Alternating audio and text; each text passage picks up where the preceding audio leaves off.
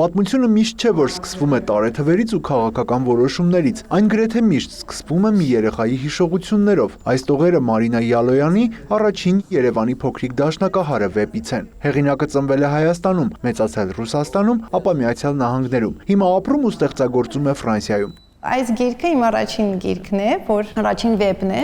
որը հրատարակված է Ֆրանսիայում մեծ հրատարակչությունում, որ կոչվում է Ալբա Միշել։ Մարինա Յալոյանը լրագրող եւ միջազգային հարաբերությունների մասնագետ է, աշխատել է France 24-ում, M6-ում, ՅՈՒՆԵՍԿՕ-ում, սովորել է Կոլումբիայի համալսարանում եւ UCLA-ում, սակայն առաջին գեղարվեստական ստեղծագործությունը նա նվիրել է Երևանին եւ իր մանկության հիշողություններին։ Երբ որ գրողը գրում է պատմություն, իհարկե ինչ-որ մասը ներսից է գալիս եւ ես անցել եմ այդ պերիոդով, հա, բայց ճիշտն ասած կերպարները ամեն ինչը ստեղծված է, որպեսզի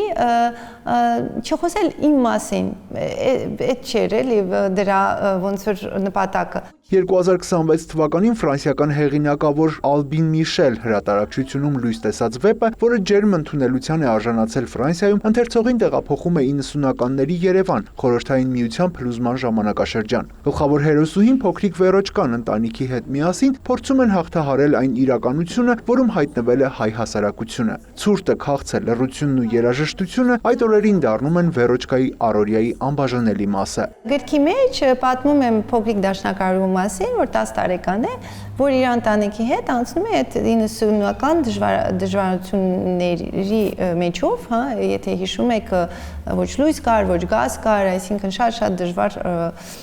ժամանակներ էին եւ ինձ շատ հետաքրքիր էր